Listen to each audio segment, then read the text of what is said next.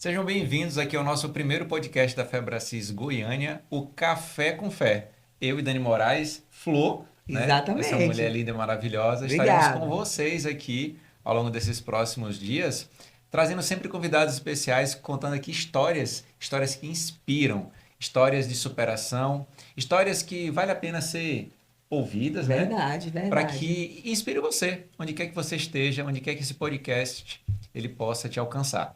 E se você é nosso cliente aqui da Febracis Goiânia e já está com expectativas no seu coração, olha só, você também pode estar conosco aqui no podcast. Manda uma mensagem para nós. Nós queremos contar essa história aqui para o mundo inteiro ouvir. Pois é, e para começar hoje, nós estamos aqui com o nosso querido amigo, missionário Caio de Jesus, né? Caio de quem? De Caio Jesus. De Jesus até no nome aqui. Pois é. É para não ter risco. Para não ter risco, né? Exatamente. E a gente vai bater um papo aqui nesse programa que nasceu de fato de orientação de Deus mesmo, Café com Fé, né?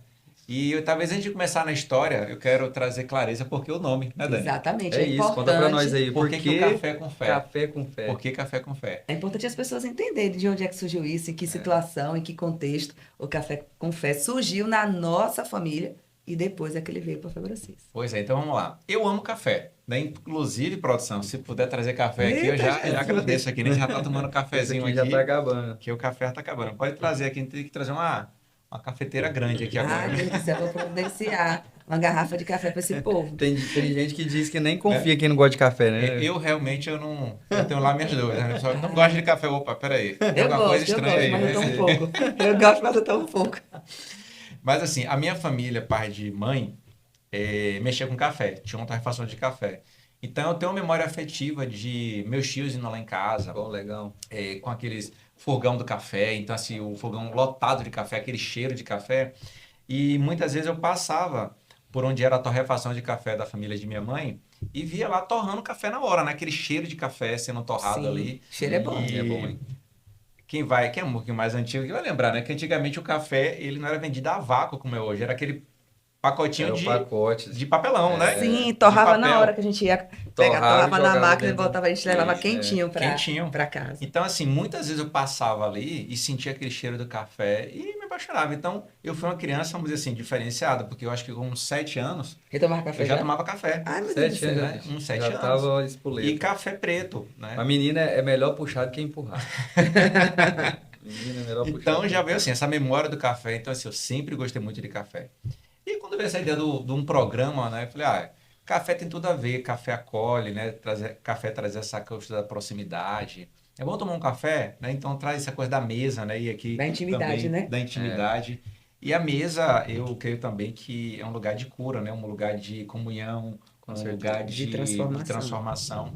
Então aqui tem muitos alimentos, né? O café, a mesa, a palavra, né? Tem Os tudo, né? amigos. Os amigos. Os amigos, com Exatamente. certeza. Então, um amigo, o que é que você faz quando chega em casa? Né? Minha avó já fala, vou tomar um cafezinho? Vamos Né? tomar Vou um passar um café. Vou passar um café. Pois é. Rapidinho. Pera aí que eu vou Então, passar um café para O nós. pensamento é esse, cara. E assim, nós fomos pensar e orar para ver as pessoas que estariam conosco. E de pronto, seu nome foi um dos primeiros que vieram, Uau. porque a sua história é uma história inspiradora. Talvez a gente não tenha a oportunidade de contar ela toda. Ele vai trazer algumas nuances, porque ele não vai estar aqui só hoje, ele vai voltar em outros momentos, obviamente. E aí vocês pedem lá para trazer de Chama o volta. Caio para ele vir. E- Comenta, compartilha e pede para trazer de volta. E a sua história é uma história que é muito interessante. Eu tenho a oportunidade de conhecê-la de uma forma mais profunda e detalhada. E me emociono porque eu sei o quanto Deus, ele proporcionou transformações. Se a gente pudesse usar aquelas palavras que a administração traz, reengenharia, metanoia, transformação, virou pelo avesso, virou outra pessoa. É mais ou menos isso que aconteceu É na verdade. vida e na E história você do foi minha Caio. master trainer, né, Dani? Pois é, Na acompanhei a jornada, história, Deus. sim. E eu costumo falar que Deus não une pessoas, Deus une É propósito. verdade. E olha só para você ver como que Deus, ele, né, na sua multiformas e maneiras de trabalhar na nossa vida, gera essas conexões sempre com um propósito extraordinário. Sim. Então, assim, a minha chegada na Febracis, quando eu conheci a Febracis, é até interessante que a primeira vez que eu vim na Febracis, eu vim a convite para ministrar, né? O Sábio me convidou para Sim, vir, sim, para verdade. ministrar para um grupo de homens, e aí eu vim falar sobre espiritualidade para eles, né? E aí no dia que eu estava aqui, eu ganhei um curso, um rapaz me ofertou um curso que era o curso de comunicação, que na época era o Oradores. Oradores e Aham, Palestrantes, que eu né? estava ministrando, E foi inclusive. você que foi a ministrante. Verdade, Então, o verdade. primeiro treinamento que eu fiz na FEBACIS foi você que estava ministrando, Aham. e O aí eu te treinamento de conheci. oradores e palestrantes, foi isso mesmo. E ali, gente, eu tive a oportunidade de escutar a história do Caio em pedaços, porque nesse treinamento as pessoas têm a oportunidade de contar suas histórias gravadas e apresentadas como palestra para a gente. E o Caio contou e eu fiquei muito impactada, e depois eu tive a oportunidade de acompanhar Caio em todos os treinamentos, ministrar ferramentas, inclusive, nele. Exatamente. Mas aquele dia foi Ali surreal. foi só o primeiro, né? E depois eu fiz a grade toda. Foi, na Não verdade, parou mais. Na verdade, eu fui a porta-voz de um anjo secreto que abençoou a vida do Caio com a grade Golden Belt. Foi. E eu contei naquele É dia, isso eu fiquei aí. sabendo. Depois eu acho que o Caio ficou, né, entendeu como Exatamente. foi o contexto, mas até hoje as pessoas que estavam conosco não sabem, além de mim, do Caio, do É Gustavo, né? verdade. Quem foi esse anjo secreto que E eu abençoou a falo isso vida para muita dele? gente, porque às vezes a pessoa que está nos ouvindo, que conhece já o ecossistema da Febracis, fez algum treinamento, fez algum treinamento da grade, tem vontade de fazer outro treinamento, né? Paz, ora, porque Deus pode todas as coisas. É verdade. Imagina, eu vim fazer um treinamento e desse treinamento eu ganhei a grade inteira, fiz todos os treinamentos da Febracis. É Quando verdade. Deus tem um propósito, é diferente, é muito diferente. E todos os treinamentos foram pontos específicos, eu fiz no momento específico da minha jornada em que eu precisava estar ali e eu precisava estar recebendo aquele conhecimento Sim, e eu precisava estar sentado na mesa com as pessoas que eu estava sentado na mesa. O Camilo falou no início sobre mesa, né? sim, E mesa, para mim, é algo extremamente extraordinário. Eu amo mesa, eu amo tempo de mesa, eu acho que né, é mais do que uma obrigação, deveria ser uma lei. Toda casa ter a mesa. Toda casa deveria ter a sua mesa de jantar sim, e toda família deveria obrigatoriamente ter tempo de mesa.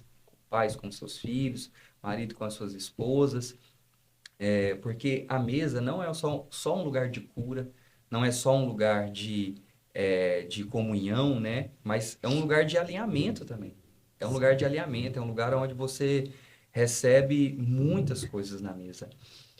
Primeiro que mesa fala de intimidade, né? sim. Mesa é intimidade. Então, a gente só traz para a mesa aqueles que a gente tem intimidade. Jesus andava com uma multidão atrás de Jesus. É Uma verdade. multidão. Onde Jesus passava, onde Jesus chegava, era uma multidão que tinha com eles, né? Só que para sentar na mesa com Jesus, a multidão não sentava. Eram poucos que sentavam na mesa com Jesus. Porque mesa é lugar de intimidade, mesa é lugar de alinhamento, mesa é lugar de propósito. Eu costumo sempre falar que a mesa da casa ela é tão importante, Camilo, que você pode ser um empresário extremamente bem-sucedido. Você pode ser um multimilionário, bilionário, fora da sua casa. Fora da sua casa, você vai andar de helicóptero para cima e para baixo, você vai andar de avião particular que você tem, de jato particular que você tem. Mas quando você voltar para casa, para sua casa, que seja, ou para a casa do seu pai, da sua mãe, quando você sentar na mesa, você não é o multimilionário, você É não é verdade. o cara que é o dono do avião, a pessoa que vai ser ovacionada, aplaudida pelos seus status, pelo aquilo que você tem, pelo aquilo que você faz, pelos seus assetos. Você vai sentar na mesa e você vai continuar sendo filho.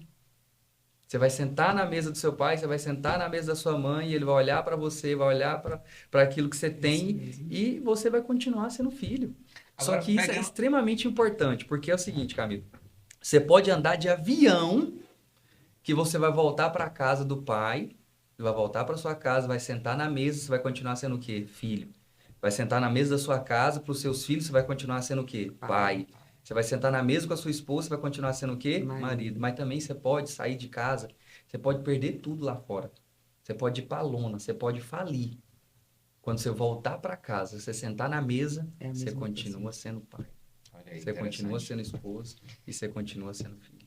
E isso tem tudo a ver com. A gente fala muito na Febraci sobre identidade, né? A restauração da identidade. Sim, E quando você traz essa temática, quando a gente fala do pilar espiritual, a primeira coisa que vai ser trabalhada é a verdadeira identidade, né? Então, assim, dentro dos 11 pilares que a Febracis trabalha, a gente sempre traz ali o pilar espiritual. Como é que está a sua relação Porque dali vem tudo, né? Então, assim,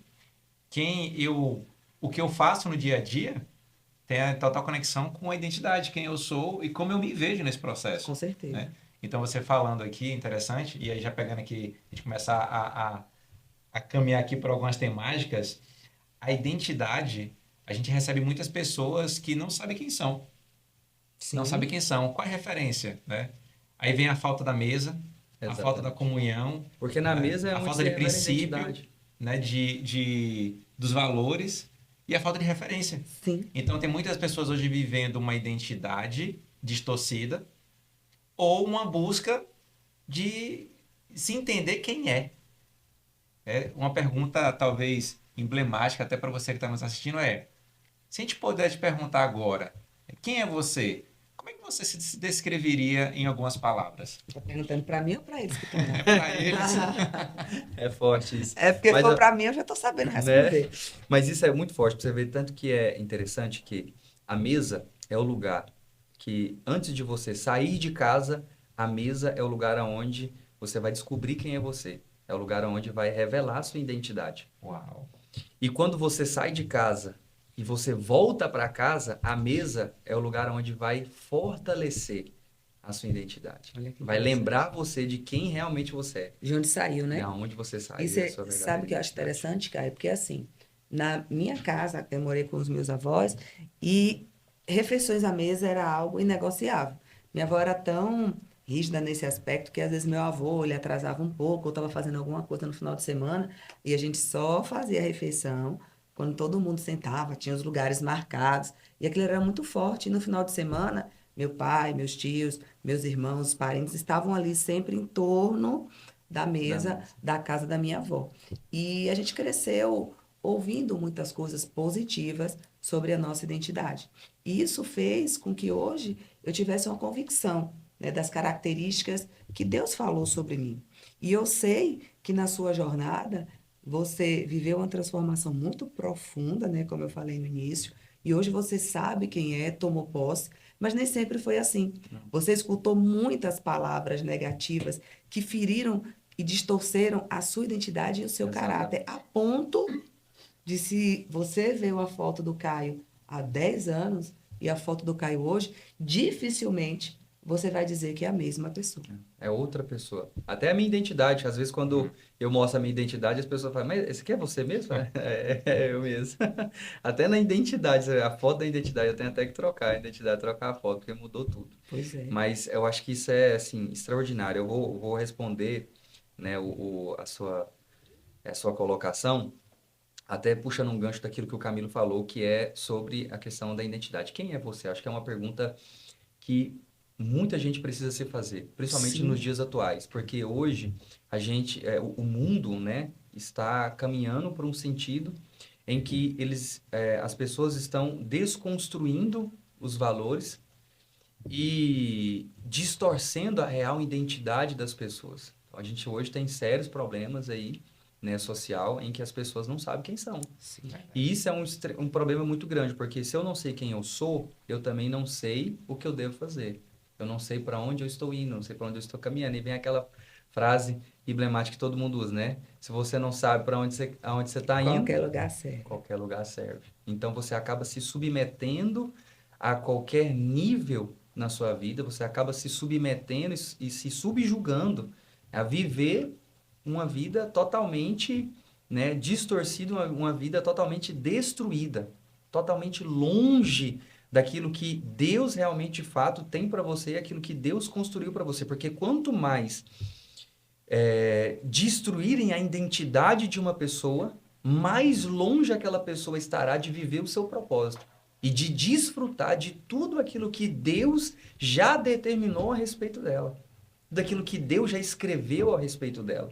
Porque quando o inimigo ele vem para destruir a identidade de uma pessoa, é a maneira em que ele faz com que aquela pessoa se afaste do seu propósito. Sim, E se afaste também de conseguir acessar aquilo que Deus tem para ela. Porque na falta da identidade também falta acesso. Você pode observar. sim. A grande maioria das Interessante pessoas isso, que né? tem problema com acessos são pessoas que também têm problema com a sua identidade. Porque quando ele não sabe quem ele é, ele também não sabe quais são os lugares que ele deve acessar, Sim. as pessoas que ele deve Aí acessar. fica a margem, né? Aí fica E a às margem. vezes é a margem de estar em torno, a margem de estar marginalizado no sentido literal da palavra. E, na verdade, na essência, nós fomos criados belos, nós somos criados com virtudes, imagem e semelhança do Criador. Só que, ao longo da jornada, a gente vai aprendendo e acreditando em mentiras que pessoas influenciadas pelo inferno trazem. E eu vivi algumas coisas mais para frente de não entender o que é que Deus queria para mim. E quando caiu essa ficha, esse entendimento para mim, eu falei, epa, mas essa versão não é a melhor. A gente vai se perdendo e vai se afastando daquilo que é Exatamente. bom, que é Porque maravilhoso. é o que até o Paulo Vieira fala, né?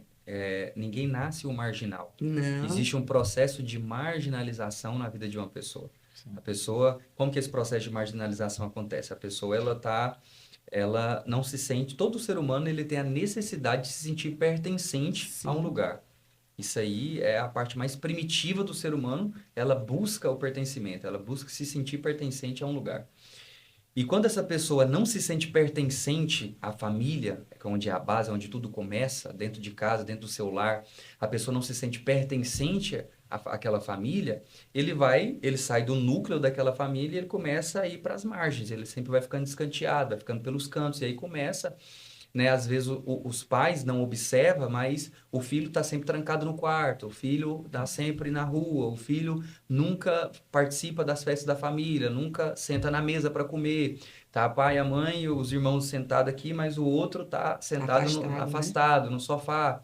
Né? E às vezes o pai chama, ou a mãe chama, e o pai, não, deixa ele para lá, deixa ele para lá. Não, mas existe algo que nós, né, como cristãos, precisamos aprender e desenvolver, é desautorizar o caos. Nós precisamos desenvolver a habilidade e as competências de desautorizar o caos na nossa vida. Se você começa a observar comportamentos disfuncionais, você começa a observar dentro do seu núcleo, na sua família, principalmente, que é o que a gente está falando agora, que existe comportamentos disfuncionais acontecendo no meio dos seus, você precisa desautorizar o caos, principalmente no início. Se você vê o seu filho fazendo algo de errado e você permite ele continuar, você compactua com aquilo. Você permitiu ele fazer a primeira vez, você compactuou. Se você compactuou, ele vai fazer de novo, e de novo, e de novo, e de novo, e de novo. Ou seja, você está permitindo o caos entrar na sua casa. Ele está permitindo o caos também entrar na vida dele. O inimigo vai entrando, porque o inimigo ele não entra de uma vez. Ele vai tomando posses de áreas específicas na vida de uma pessoa. Primeiro ele entra, talvez, na parte emocional, depois vai para a parte financeira, depois vai familiar, e aí ele vai tomando até tomar posse de toda a vida de uma pessoa. Por isso que existem pessoas que, em várias áreas da vida dele, tudo vai bem, mas existem algumas áreas específicas que está sempre travado. Porque talvez nas outras áreas houve esse posicionamento de desautorizar o caos, mas naquela área específica ele sempre permitiu. Sempre houve a omissão ali no posicionamento daquela pessoa. Aquela pessoa não se posicionou como deveria se posicionar. Ou lá atrás, né, quando os nossos filhos ainda são pequenos, que a responsabilidade é nossa, nós talvez, né, fomos omissos. E aí, assim, quero puxar um ponto aqui, que é em relação à versão, né? Toda identidade, ela vai fazer a pessoa viver um papel, né? Ela Sim. vai viver uma versão. Da Então, pior até a da melhor. pior até a melhor. E quando a gente fala de identidade também, a gente tem que levar em consideração o meio, né? Você trouxe ali a família e os padrões, né? Então, a gente tem a identidade que o nosso ambiente forjou. Então, por isso que o cuidado com o ambiente, Nós né? somos frutos do meio. Fruto do meio, porque a gente já começa a nascer e herdando essas características que aquele ambiente ele está nos colocando, né? Exatamente. E aí essa identidade é a verdadeira ou é a identidade do ambiente, né, de onde eu cresci? Exatamente. Então, você falou da capacidade. A minha capacidade está totalmente conectada com a minha identidade, com aquilo que eu acredito que eu sou. Bom, se a identidade que eu cresci naquele meio é disfuncional, a minha capacidade também ela se torna disfuncional. E tudo fica bagunçado na vida da Né? pessoa. E aí eu começo a acreditar que eu sou capaz somente daquilo, né? Que o meu potencial é somente aquele, e vou vivendo um loop. né? É. Por acreditar que eu sou aquelas tantas palavras. Então, assim, eu vim de uma família, meus pais separaram, e eu vi muitas palavras duras, né, do segundo casamento, né, que minha mãe teve e tal. E aquelas palavras, elas entram com uma força muito grande. Então, na falta de uma segurança e na falta de um tempo de mesa, né, de uma orientação, de uma sabedoria, de ter um princípio, uma direção, uma referência, essa identidade ela vai começar a tomar conta. E essa versão ela começa a Aparecer. aparecer. E a pessoa começa a viver esse papel. É. Então, tipo, a palavra é tanto ser lançada. Ó, você é isso. Você não faz nada direito. Você é desorganizado. Ah, você é burro. Você não é inteligente. Ou alguém é melhor que você. Ou seja, aquilo ali começa a vir e vai forjando a identidade. Ah, bom, então se eu sou... A pessoa fala que eu sou burro, então eu sou burro, eu não sou inteligente. Então, É os post-its, pronto, eu né? sou, né? E começa a colar os post-its. Daqui E a pouco, acreditar eu naquilo. começo a entrar nessa versão. E aí você falou uma coisa Cara, isso interessante, aí né? algo assim tão poderoso, Camilo, que cabe até uma exortação para quem está nos ouvindo. Porque as pessoas falam assim, não, eu não sou influenciado. Todo mundo é. O Todo ser mundo. humano é altamente influenciado. Altamente influenciado. Por isso que nós precisamos vigiar com o ambiente, porque o ambiente sempre vence. E tudo que você está falando cabe uma exortação muito forte para todo mundo que está nos ouvindo, seja qualquer faixa etária que ele está vivendo na sua jornada de vida.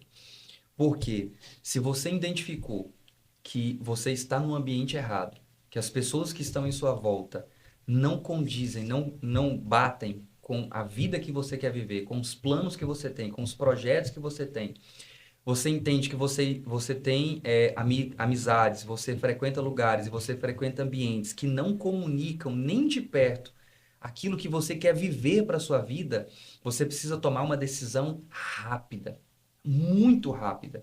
Porque o ser humano ou você repele ou você replica. E se você não está repelindo, se você não está se afastando daquilo que você deveria se afastar, se você não está se afastando daqueles que você deveria se afastar, você vai replicar tudo o que eles fazem. E isso vai prejudicar extremamente a sua jornada, os seus resultados, e você vai sonhar, mas você nunca vai sair do campo do sonho. Você nunca vai realizar aquilo que você sonha, você nunca vai realizar o que você deseja. E isso é interessante, Camila, porque assim, eu quero ouvir um pouco mais o Caio falando sobre a questão da identidade, mas você falou que na sua infância, né, pré-adolescência, ouviu palavras negativas.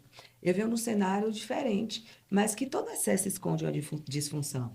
Minha avó, ela nunca falava palavras negativas. Eu morei com os meus avós, mas ela dizia: você não pode errar. Quem tira 8 é medíocre. As pessoas vão gostar e entender de você pelo que você faz, Pelo seu resultado. pelo resultado. Então, eu e minhas irmãs viemos num cenário onde a crença e a cultura era de mulheres fortes, de mulheres independentes, de mulheres inteligentes, que não podiam depender de homem. E eu cresci com muito medo de errar. Com o exagero de que tinha que fazer tudo bem feito. Então, eu chegava da escola e minha avó dizia: tiravam 8, 9, não fez mais que obrigação. Quem tira 8 é medíocre. Você não é medíocre, você é inteligente, você é forte. Me colocava em várias atividades, balé, natação, inglês, a escola. Tinha muitas ocupações. Não tinha palavra negativa, pejorativa, mas tinha um excesso trazendo a gente para um nível de que não era aceitável errar. Nos tirava de uma condição de vulnerabilidade. E olhando para a sua história, de tantas coisas que aconteceram, e você é bem jovem ainda, mas onde é que o Caio, podemos dizer assim, se isso aconteceu, eu acredito que sim, o Caio se perdeu na identidade em relação ao que falaram sobre aquela versão lá do passado? Eu acredito que, assim, na minha jornada, eu até escrevi um livro chamado A Forja de Satanás. Eu escrevi esse livro. E esse livro eu falo todos baseado na minha jornada. E por que vem, né, A Forja de Satanás? Por que esse nome? Esse nome foi, né, foi um presente de Deus. Eu escrevi o último capítulo, é A Forja de Satanás, e se tornou o nome do livro, A Forja de Satanás. Aonde é a forja de Satanás? Aonde Satanás forja as armas que ele usa contra as pessoas? Porque a Bíblia diz, lá no livro de Isaías, que toda arma forjada contra ti não prosperará. Ou seja, existem armas que foram forjadas, certo? Então, aonde o inimigo forjou essas armas? Porque Satanás, ele não tem poder sobre o seu futuro. Satanás ele não consegue acessar o seu futuro. Ele não sabe do seu futuro. Só Deus sabe.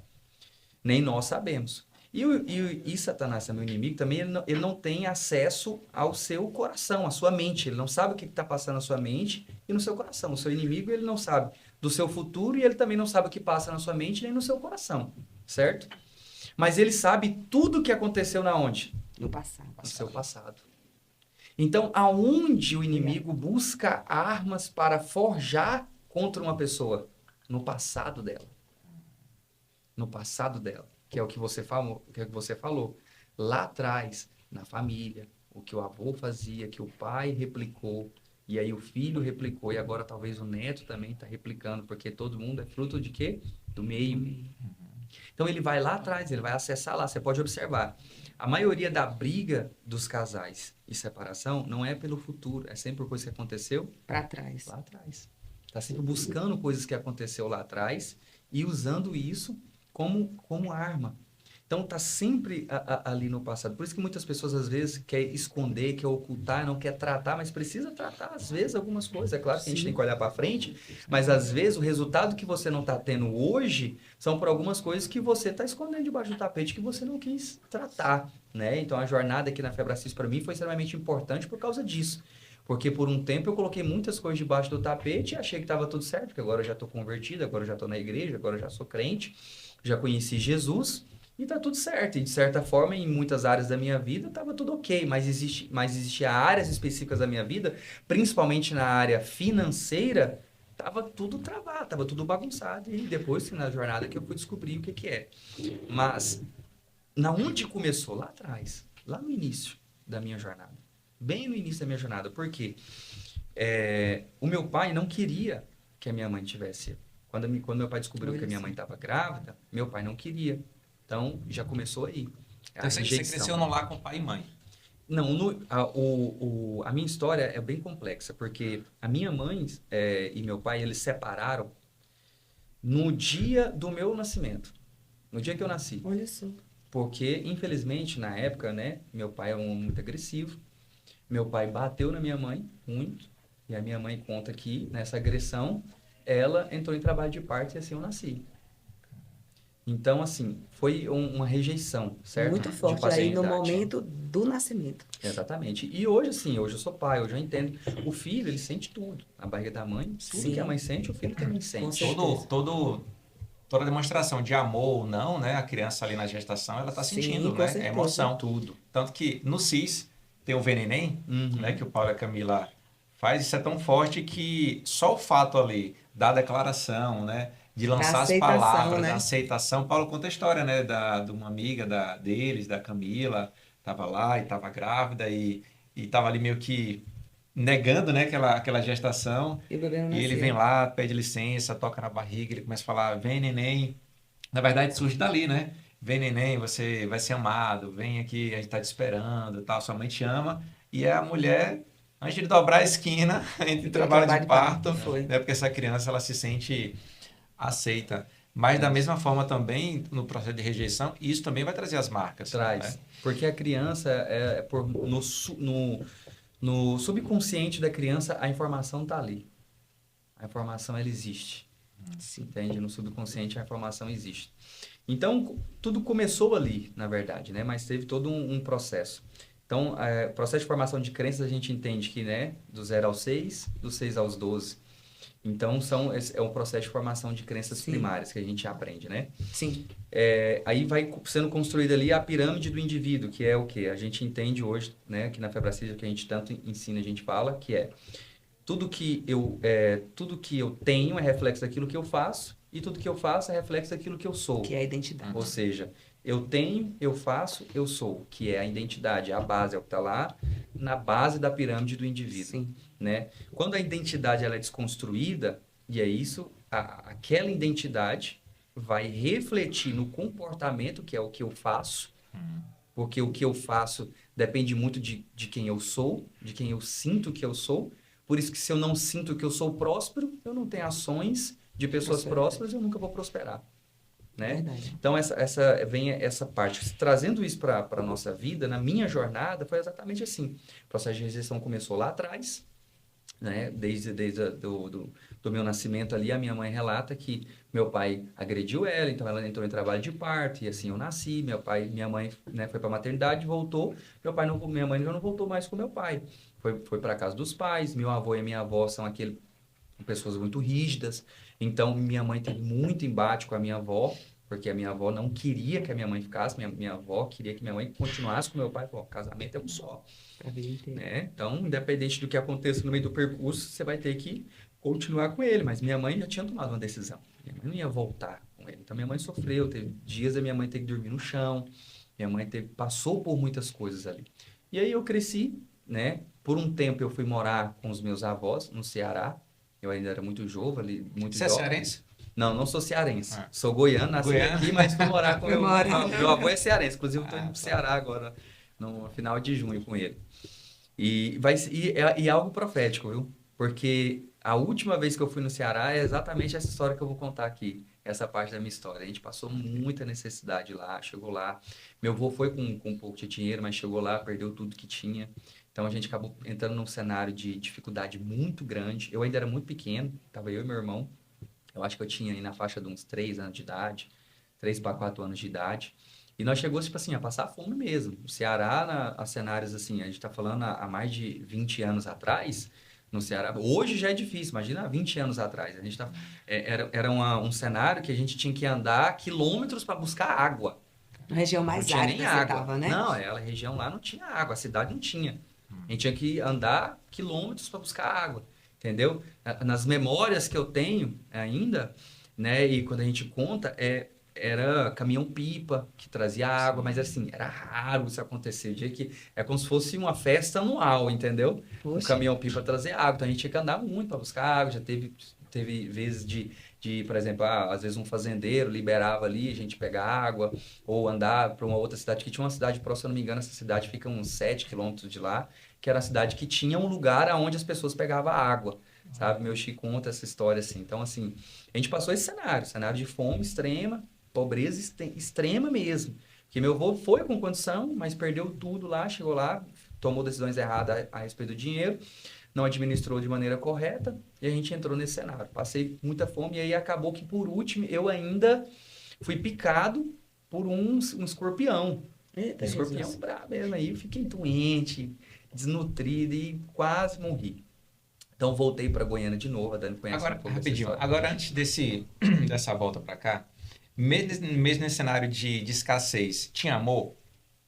Cara, é engraçado porque da parte assim do meu avô e da minha avó, eu sempre me senti muito amado. Porque a minha avó era uma pessoa muito, muito rígida. Só que, por mais que a minha avó fosse muito rígida, né, diferente, por exemplo, do meu pai, que não era tão rígido, mas eu me sentia muito mais amado com a minha avó do que com o meu pai. Por quê? Que ela cuidava. Porque cuidado, exatamente. Eu sempre falo que pôr limite é a melhor maneira de amar. A melhor maneira de amar uma criança é colocando limite nela.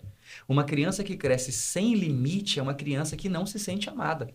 Pode observar, todas as crianças que os pais não colocam limite são crianças extremamente rebeldes, e essa rebeldia não é porque ela é má, não é porque ela é ruim, é porque ela não se sente amada. Às vezes ela só está gritando: "Oh, olha para mim, eu preciso sentir amada, eu preciso ter limite na vida".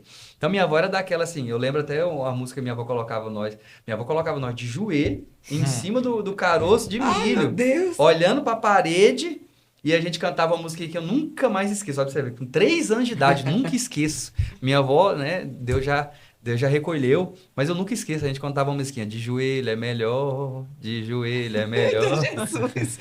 Na alegria ou na dor, sempre orando ao Senhor, de joelho é melhor. Minha avó era assim. Então, assim, é muito limite, mas sempre Ensinou a senti orar muito desde amado. cedo, né, Caio? Mesmo sem você entender o que era, né? Exatamente. E aí voltei, fui para casa do meu pai, certo? Não, mas antes de você voltar para cá, é interessante que, vendo todo esse cenário de nascimento, de não amor, vamos dizer assim, né? De rejeição, de todo esse desafio de escassez. E vem um Caio também, muitos anos depois, viajando para vários países, né?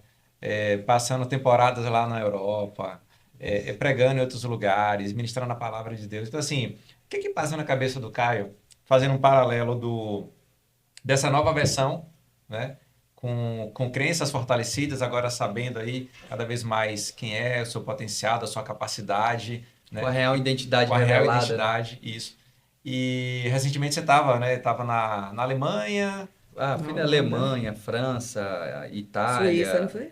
Fui Então, quantos países você não. já viajou aí? O passaporte Cara, tá carimbado aí. Cara, assim, na Europa, andei muito. Não sei falar assim de cor quantos, Porque foi mas... muito, Ah, tá porque vendo? não, você Foi sabe muito quando a pessoa intenso. viajou Eu fui- muito, eu é fui- quando... Não Olha sabe só, mais você quantos vê, carimbos mas eu a eu última fui. viagem que eu fiz, eu fui pra ficar 17 dias na Europa, fiquei 90. Ó, Fiz até evento lá, cara. Fiz evento lá, 3 eventos grandes, inclusive, lá. Deus me honrou muito. e é interessante. Aí vai surgindo os Por convites. que que eu tô a gente vai perguntando isso? Porque talvez tem pessoas que nasceram ou vivenciaram um cenário de muita dificuldade, escassez, de desamor, de não ter essa presença paterna, materna ali, enfim, dos desafios que você acabou de falar, e acredita que isso é um decreto, né? Acredita que isso é um decreto, então tipo assim, olha para a grama do vizinho, né? Poxa, mas o vizinho tem, parece que a vida é perfeita daquela família, eu não vim desse cenário, então assim, então nada vai dar certo para mim.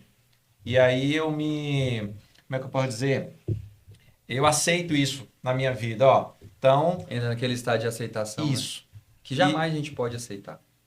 Porque, assim, Deus, cara, Deus precisa de uma noite para mudar a sua história. Mas teve algum momento que você, de repente, olhou para todo um resultado que vinha e falou assim, é um chega.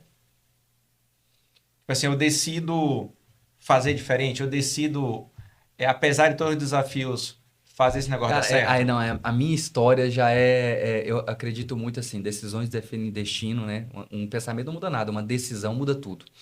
Mas quando eu decidi realmente viver uma transformação de vida, foi por um forte impacto emocional que eu passei. Porque aí, né, voltei para casa do pai, aí na casa do meu pai, passei por anos árduos e difíceis ali, porque aí veio esse processo de marginalização, que chegou um momento da minha vida em que eu não me sentia pertencente àquele lugar e não me sentia pertencente àquele núcleo ali familiar, porque muitos acontecimentos, eu escutei muito, né? O Caio não é filho do Marcos. Então foi uma coisa que eu escutei Você não muito. sentia que fazia parte daquela Exatamente. família. Então chegou uma fase, um momento da minha vida que eu não me sentia pertencente àquela família. Tanto que eu cresci aquele jovem muito rebelde, fugia da escola, comecei a usar droga muito cedo, fugi de casa várias vezes. E fugia para casa inclusive, às vezes que eu fugi, fui pro meu avô.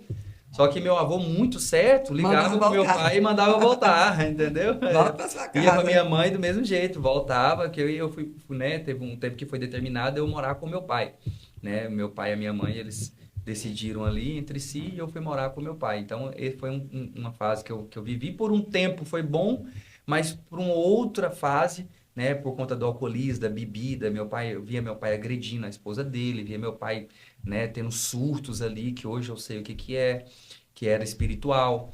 Então, assim, muitas coisas aconteceram nessa fase da minha vida. Eu passei exatamente por esse processo de marginalização, de sair, de parar de se sentir no núcleo da família e me sentir às margens, e aí, indo para as margens, quando você busca você não tem pertencimento no núcleo familiar, você vai buscar pertencimento fora.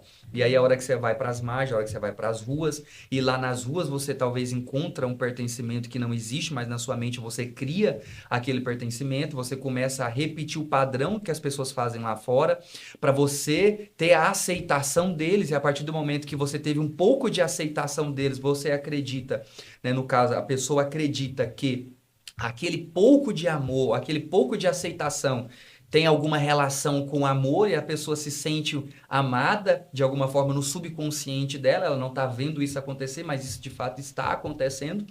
E de fato também ela está fugindo de uma dor, de uma realidade que ela não quer enfrentar ali dentro da casa, porque a parte mais primitiva do ser humano é movida por duas coisas, a fuga da dor ou a busca pelo prazer. Sim.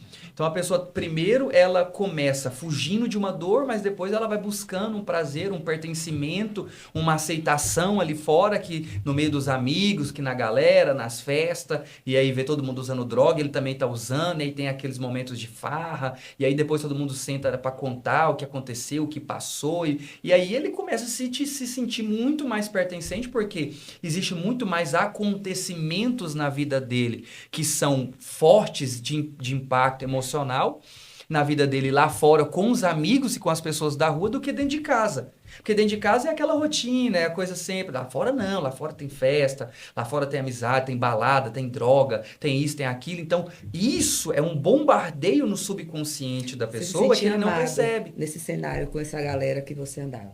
É um processo que a pessoa em si ela não percebe, mas é uma forma dela se sentir amada. Importante. Eu faço trabalho em clínica de recuperação tem mais de 5 anos.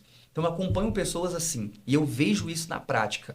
Eu vivi isso e hoje eu ajudo pessoas que passam exatamente por isso. A pessoa não percebe, mas ela é uma pessoa que ali naquele lugar ela está se sentindo amada e dentro de casa ela não está se sentindo amada.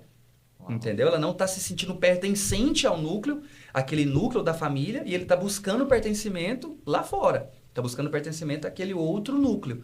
E aí, naquele outro núcleo, existe, né, um padrão. Naquele outro núcleo existe um ecossistema. Então, todo ecossistema tem o quê? Tem a sua cultura, Sim. tem as suas coisas. Então, lá eles usam droga, lá eles bebem, lá eles fumam. Então, ele vai, querendo ele ou não, ele vai replicar. Porque ou ele repele ou ele replica. Se ele está repelindo a casa e a família, ele vai replicar o que está lá fora. E aí é onde vem droga, onde vem bebida, onde vem crime, onde vem uma série de Quantos coisas. anos durou isso, cara, que você ficou à margem, né? Longe da sua família e ali nas ruas, nesse contexto? Acho que sim, desde o início desse processo até eu ser resgatado, porque para responder o que o Camilo perguntou, eu fui resgatado por Deus.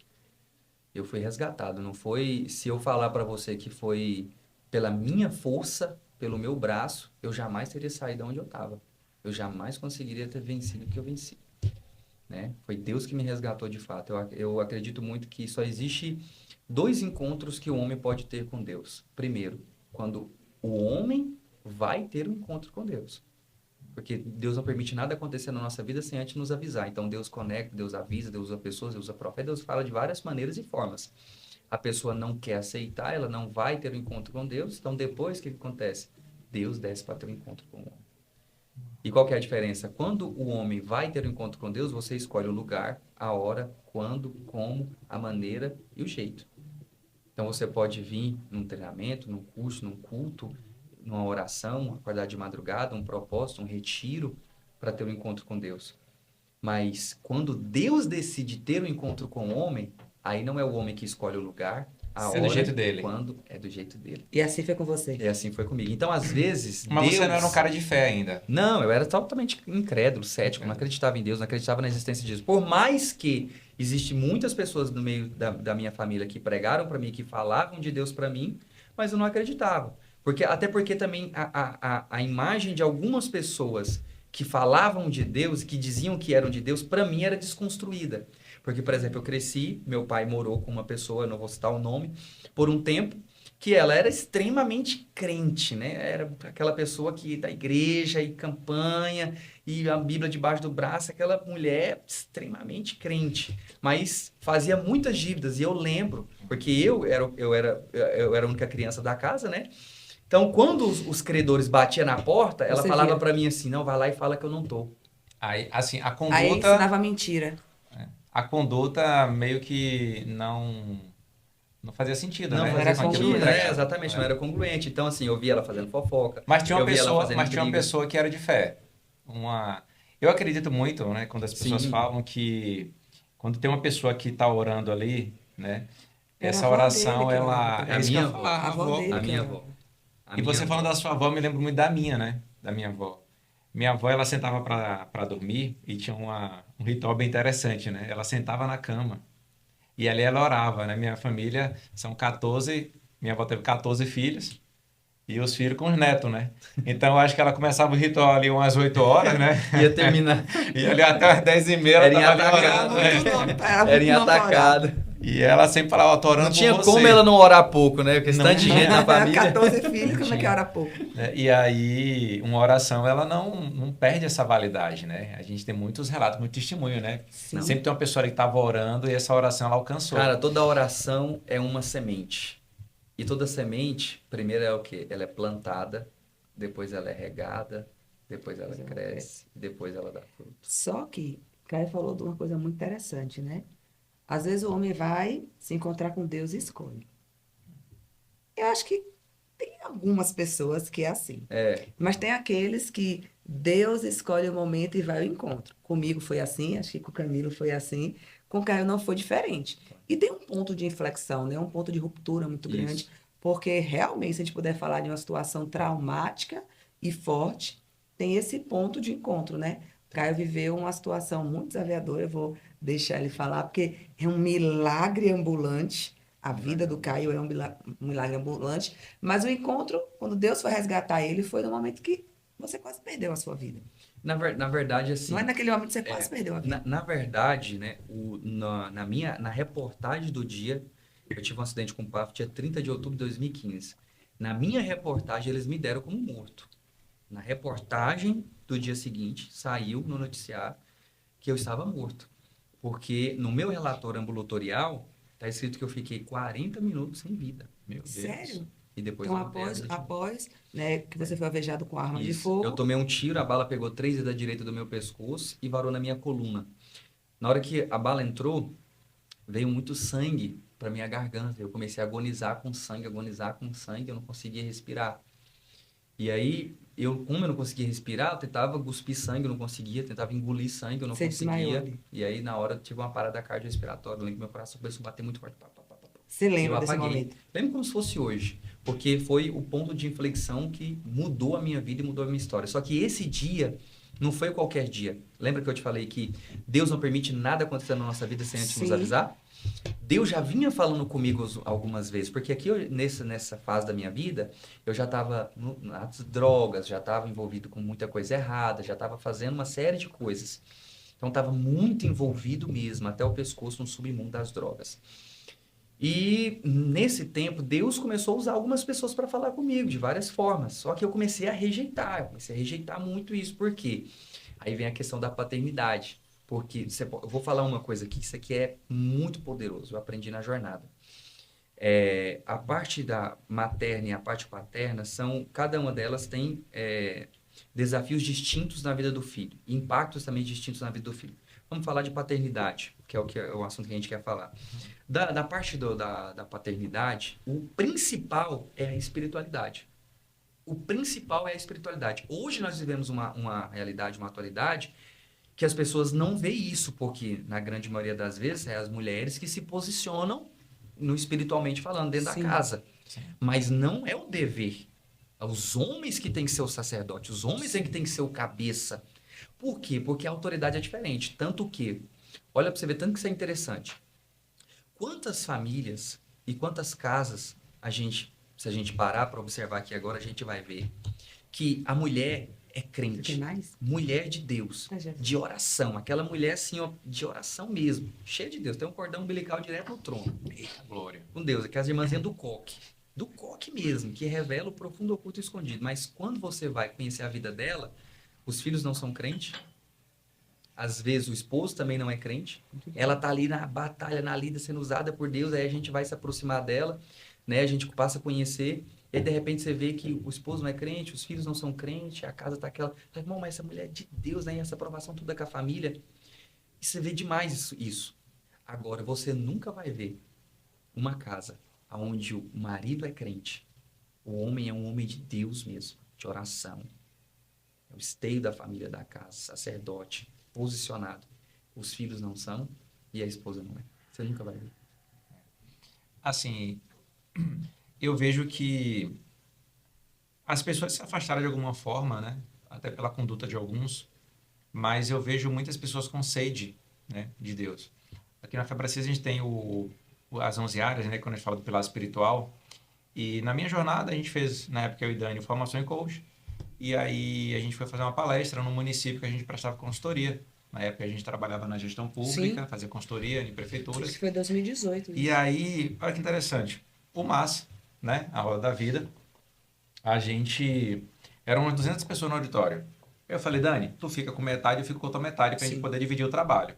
E dali a gente entregou a ferramenta, as pessoas foram marcando ali, colocando as notas e escolhendo ali 3 pilares que ela entende que são importantes. Né? Não os mais críticos, mas os mais importantes para ela começar a desenvolver. E dali a gente começou a olhar, um escolhia Espiritual, profissional, financeira. Espiritual, saúde, profissional. Espiritual, parentes, Tava em mais de tal. 90% espiritual ali. E a gente voltando, né? Porque a gente morava em Salvador, a gente voltando na estrada, eu falei, Dani, interessante. O lado que você ficou responsável, as pessoas escolheram quais pilares? Porque no meu variava alguns, mas um assim era unânime, era o espiritual. Ela falou assim, o meu também.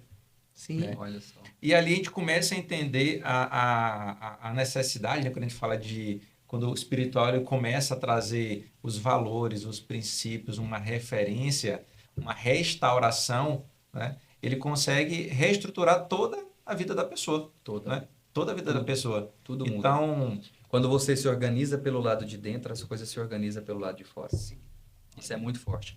Então, eu estava te falando, Os avisos estavam chegando. sim, os avisos estavam chegando, só que eu era extremamente cético. Por quê? Por conta dessa falta de se Conexão com o sentir pai filho com o pai. terreno, né? Exatamente.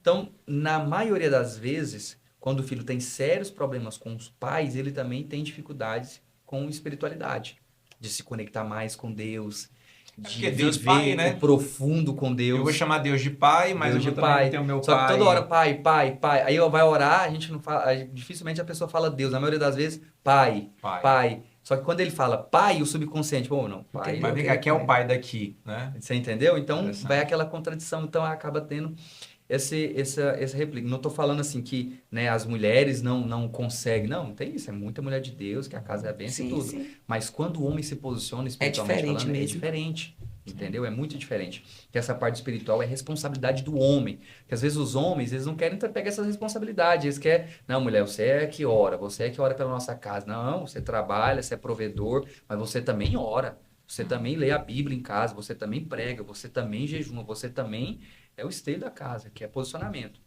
Então eu tinha muita dificuldade. Espiritualidade eu não tinha, eu era extremamente cético. Nesse dia específico, né? Nos outros dias, Deus veio comunicando comigo. Nesse dia específico, no dia do meu acidente, Deus falou comigo 3 vezes. 3 vezes Deus falou comigo. Primeiro, Deus usou uma pessoa para falar comigo. Eu gostava de jogar bola numa viela perto ali da onde eu morava, né, na época. Eu passando pela viela, uma mulher saiu de dentro da igreja, começou a pregar para mim. Essa mulher uma outra vez eu vou contar esse testemunho, é muito forte. Essa mulher era a única mulher que eu escutava falar de Deus. Porque teve um dia que essa mulher, assim, ela me pegou no meio da rua, não me conhecia, cara, ela só faltou falar o tamanho... Seu DNA, né? Só faltou falar o DNA. O número do CPF. Não, o resto ela falou tudo, amiga. Só faltou revelar o tamanho do sapato. Até a chapa que tinha no dente, ela falou. Misericórdia. Mulher usada, sabe? E assim, eu fiquei muito impactado com aquilo e toda vez que ela falava, eu sempre ouvia. Nesse dia, ela falou assim, Caio, vem pra igreja hoje. Eu falei, hoje não? Ela falou assim, não, você tem que vir hoje. É hoje. Eu falei, não, hoje não vem, da próxima vez. Tipo assim, esquivando, porque eu não gostava de igreja, eu não queria ir pra igreja, né? Mas ela falou assim, você tem que vir hoje. É hoje. Eu falei assim, não, hoje eu não venho, da próxima vez eu venho. Aí virei as costas, né? Aí ela olhou pra mim e falou assim, Caio, um dia você vem. Por bem ou por mal. Olha aí. Um dia Deus vai te trazer pra presença dele. Deus tem um plano na sua vida, Deus tem um projeto na sua vida. Eu virei as costas, não deu. Foi embora. Joguei bola, voltei pra casa. Quando eu chego em casa, minha mãe me liga. Acho que tinha, tipo assim, uns 6, 7 meses que nós nos falávamos. Muito tempo. E aí minha mãe me liga e fala assim, meu filho, eu tive um sonho muito ruim com você. Eu tive um sonho muito ruim com você essa noite. E nesse sonho eu vi muito tiro e sangue, vi muita coisa. Eu queria te pedir, não sai de casa não, fique em casa.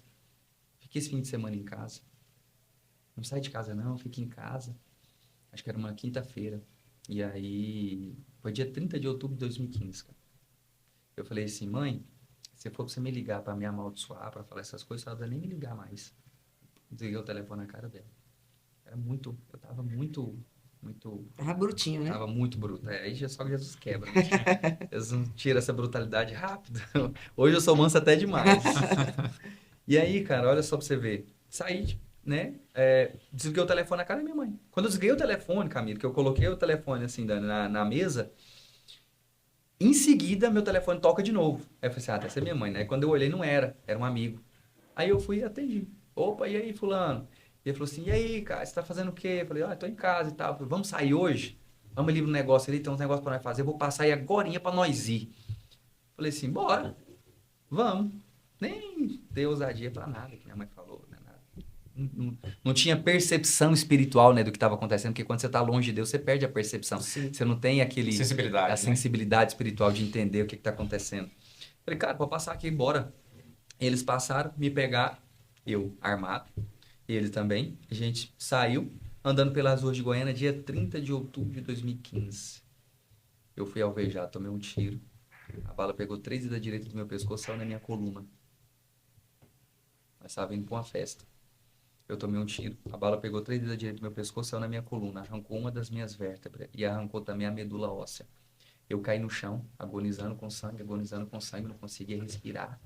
Não conseguia respirar. Eu tentei engolir sangue, mas vinha mais. Tentava cuspir o sangue, vinha mais. Eu agonizando com sangue. De repente, meu coração parece que ia sair do meu peito. De repente, meu coração para na hora. Eu apaguei. Eu me lembro como se fosse hoje isso aqui que eu tô contando para vocês. Apaguei na hora. Quando eu apaguei, eu fui para um lugar e aí eu olhava para um lado, era tudo como se fosse tudo branco em minha volta, né?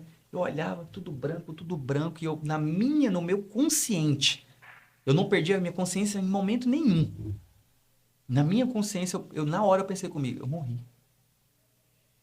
Eu morri, acabou e isso aqui é o que a pessoa fala, é o que o povo fala, é quando você morre, eu tô aqui, né, no lugar onde o povo fala que quando você morre você vem, porque eu sabia que eu tava, né, a troca de tiro que eu tomei, aquilo tudo que tinha acontecido, então eu tinha consciência de tudo que eu tinha acabado de tomar um tiro e que eu não tava conseguindo respirar. E aí, de repente, eu já tava naquele lugar. É aquele lugar do povo que morre. Exatamente. Falei, Tô indo pro céu, né? Tudo branco. Morre. Só que aí é onde tá, Camilo. Porque é o seguinte, cara, existe uma genética espiritual de Deus dentro de nós que por mais cético que alguém seja, no dia que ele tiver um encontro com a eternidade, Ele percebe. ele percebe. Você sentiu naquela hora. Na hora, na minha cabeça, eu falei assim, cara, eu morri. Isso aqui é real. Se é real, tudo que as pessoas pregam e falam É verdade. é verdade.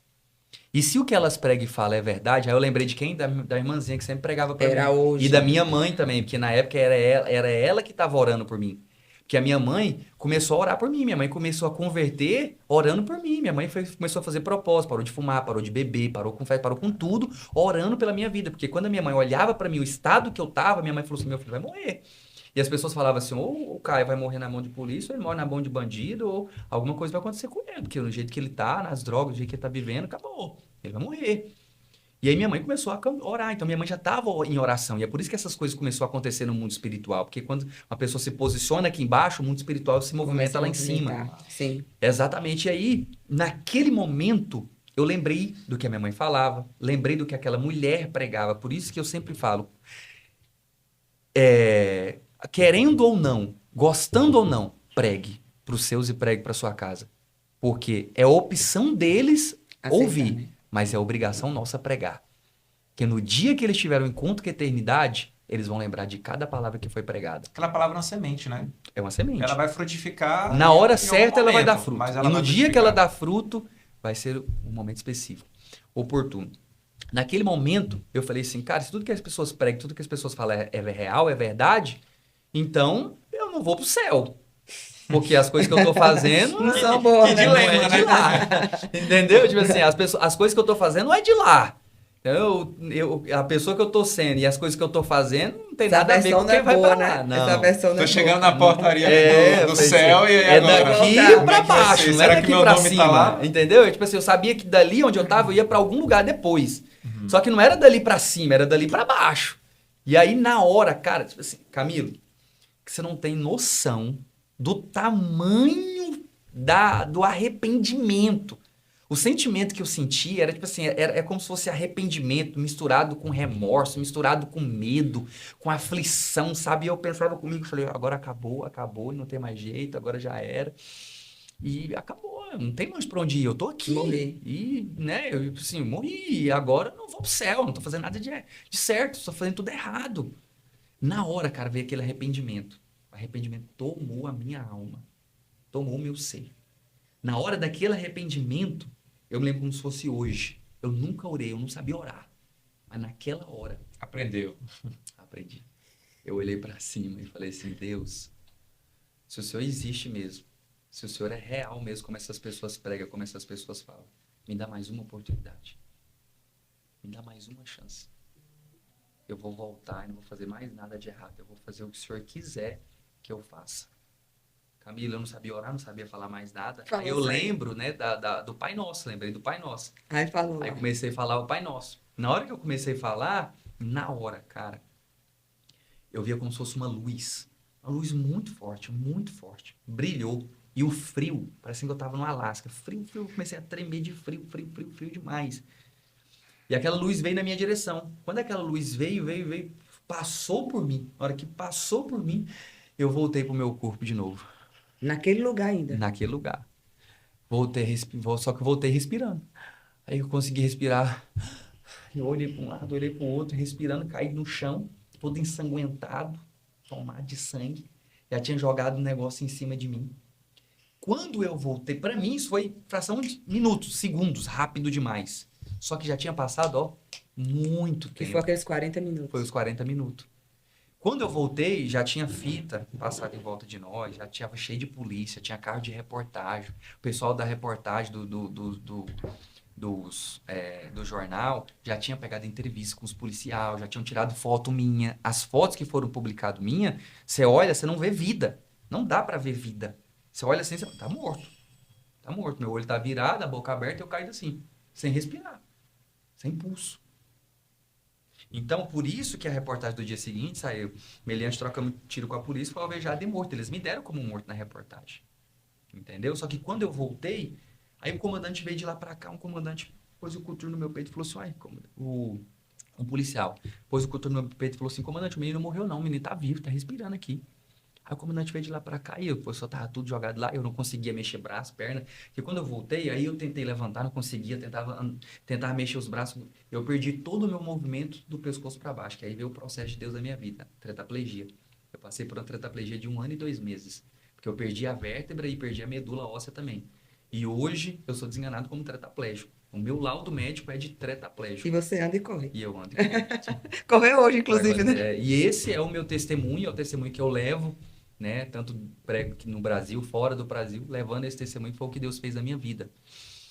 Mas para você entender, conseguia mexer nada, então eu fiquei quieto ali, só com a cabeça mexendo, olhando para lá, para cá e tal. E aí o policial falou assim: o comandante menino não morreu, não. O comandante veio de lá para cá e falou: não, isso é um surto, já havia acontecido demais, já era, isso aí acabou. Só que quando eles viram que eu não tinha morrido, que eu voltei mesmo, tipo assim, que não era um surto, Esse não morreu, não. né? Aí me colocaram na ambulância e me levaram para o hospital. Aí fui para o hospital e ali começa toda a minha jornada. Então, esse foi o ponto de inflexão Você ficou que quanto tempo no transformou minha hospital? vida. Eu fiquei, na primeira internação, eu fiquei 5 meses.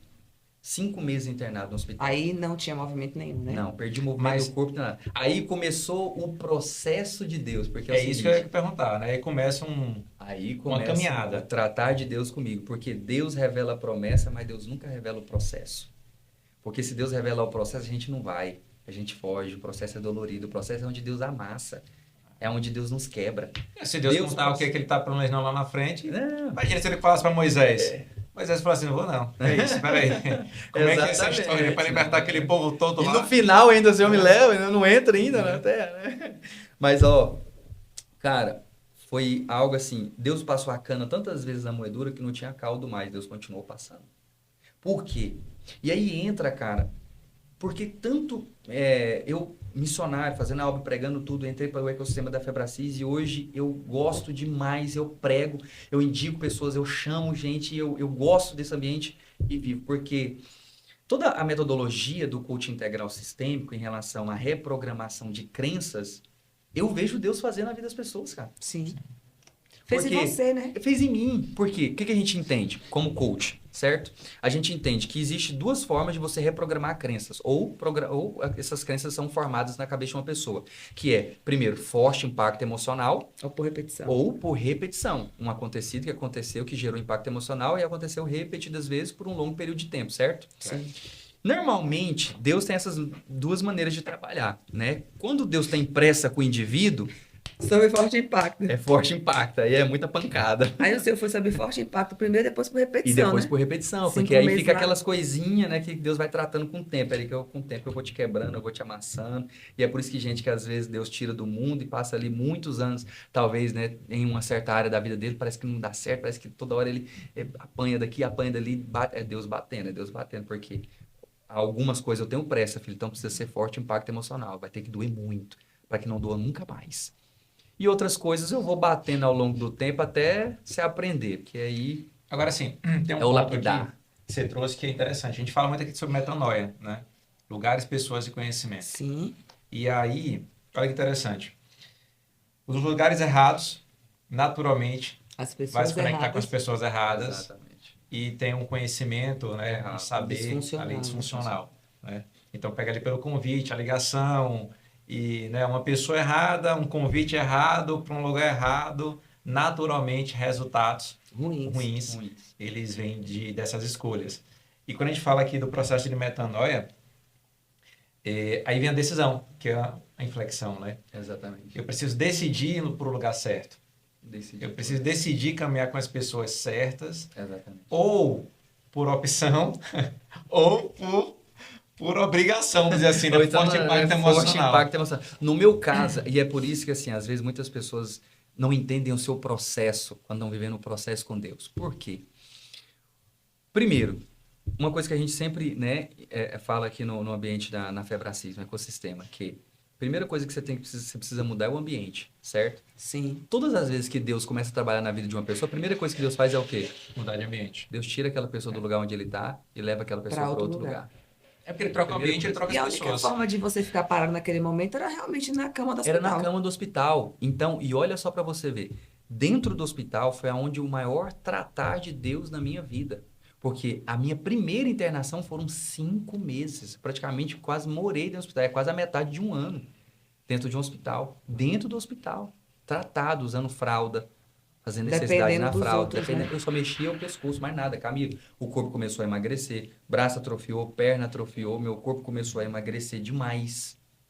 Você entendeu? Então eu fui ficando em posição fetal, mexia nada, tetraplegia. E aí foi onde Deus foi me amassando, Deus foi me quebrando. Por quê? Mas a consciência é Lá, perfeita. lá exatamente, para trazer, para matar o velho homem, aquele personagem que foi construído ali, e nascer uma nova pessoa. Vinha uma nova versão. identidade, uma nova versão de mim. Mas como eu vou trazer uma versão nova se eu não matar a versão velha? Como que eu vou trazer uma versão nova, entendeu? Se eu não matar aquela versão antiga, velha. Então, primeiro Deus teve que o quê? Matar o velho homem, quebrar o velho homem, amassar o velho homem, para depois construir um homem novo. Mas também vem a decisão. Vem a decisão, você com querer- certeza. E aí foi Você dentro do manteve essa hospital. decisão dentro do hospital. Dentro do hospital foi aonde eu aceitei Jesus. Porque a minha consciência, quando eu voltei à vida, foi algo tão extraordinário, a conversão, que eu fiquei entubado e tal nos primeiros dias e tudo, né? Mas quando a minha mãe veio falar comigo, a primeira vez que eu falei com a minha mãe, eu contei tudo o que aconteceu. Eu falei assim, mãe, aconteceu isso. E uma pessoa, o rapaz falou que eu morri, mas uma voz falou no meu ouvido que Deus me ressuscitou. Deus me ressuscitou. Deus me trouxe a vida de novo. Minha mãe falou assim, filho, eu tenho certeza. Deus te ressuscitou porque Deus tem um plano na sua vida. E Deus tem algo grande para você. Ali, eu não sabia, mas eu já estava crente. Eu já estava crente. Nem Eu sabia, só não mas já- sabia. Eu não sabia quem era Deus e o que ele queria de mim, mas eu sabia que ele existia e que ele era real. E que tudo era real. O mundo espiritual era real. Então eu tive aquela consciência. Aí é o que a gente sempre fala, né? Primeiro, traz estado de consciência. Então Deus, a primeira coisa que Deus fez foi fazer o quê? Trazer estado de consciência. Mostrar quem eu era, aonde eu estava, aonde eu realmente estava. Porque você está perdido numa mata. A pessoa está perdida, você está perdido na sua vida, numa mata. Aí você quer sair daquela mata. A primeira coisa que você tem que fazer não é olhar para onde você quer ir, mas é saber aonde você está. Porque se você não sabe onde você está, não tem como você traçar uma rota. De jeito nenhum. O que a gente, como coach, faz? Traça, Identifica né? o estado Estado atual, estado o estado desejado. desejado e cria uma roda. É o que Deus faz, cara, na vida da pessoa. Entendeu? A primeira coisa que Deus vai fazer Trazer consciência é para o trazer lugar que tá. consciência para um lugar onde você está. Que não adianta, entendeu? Deus vai fazer, você precisa dar o primeiro passo, que é o ponto de inflexão, é a decisão de dar o primeiro passo e sair da onde você está. Porque o primeiro passo, ele não vai te levar para o lugar onde você quer, mas ele vai te tirar do lugar onde você precisa sair. E ele é extremamente importante, porque quando você decide não querer mais viver essa velha versão, quando você decide não querer mais aquele ambiente, quando você decide não querer mais viver aquela vida ruim, destruída, aí é que de fato você vai começar a ter resultados extraordinários na sua vida. E tem muita gente que quer mudar o resultado na vida, mas ela já quer o resultado. Exatamente. Ela acredita que talvez o primeiro passo já seja o resultado, né? É. Então vamos lá. Então tem que ser Antes de tem que ser você passo começar certeiro. a construir algo, você precisa desconstruir outras coisas que foram Caraca. construídas lá atrás. E hoje, quando você lê aquele relatório de um diagnóstico médico daquele tempo, e você aqui de pé, andando bem, saudável, cognitivo 100%, correndo 5, 6, 10 quilômetros, quando 20, você olha... hoje eu faço. É isso. E os médicos que ele acompanhavam naquela época, quando eles olham para isso, o que, é que eles falam? Assim, é um evento quando eu vou no médico. É um evento quando eu vou no médico. Porque, normalmente, quando eu vou no médico, os médicos que já me conhecem, não, né? Mas quando eu vou no médico que nunca me consultou e eu consulto a primeira vez, quando os médicos começam a ver os meus relatórios, os médicos já bugam. Normalmente é assim, eu chego no médico, eu vou consultar com ele, ô doutor, tudo bem e tal, eu quero consultar sobre isso, aí tá, faz tal exame pra mim. Aí eu vou fazer o exame, tá só ele na sala, né? Vou lá, faço o exame. Quando eu volto, já tá ele mais 20. No computador, todo mundo Ajuda médica. Não, aí eles começam a me perguntar, mas o que e como? E eu falei, cara, eu não sei te explicar, porque milagre não se explica, milagre se vive. A única coisa que eu sempre falo é, Deus fez o milagre da minha vida. As pessoas às vezes têm o exame da dificuldade. medula está reconstituída? Não, eu perdi a vértebra e perdi a medula óssea. Ok, mas não deveria andar. Não. Eu ando por um milagre. Eu ando por um milagre. Então todo dia Se você você colocar o dedo aqui na minha coluna, você vai ver que não tem a vértebra, não tem a medula. Física, né? É, Fisicamente a gente não exatamente. percebe. Fisicamente não percebe. Entendeu? Às vezes tem uma dificuldade, as pessoas podem ter dificuldade de entender, mas então como que você voltou a andar? Cara, processo. Lembra que eu falei que eu fiquei 1 ano e 2 meses tetraplégico?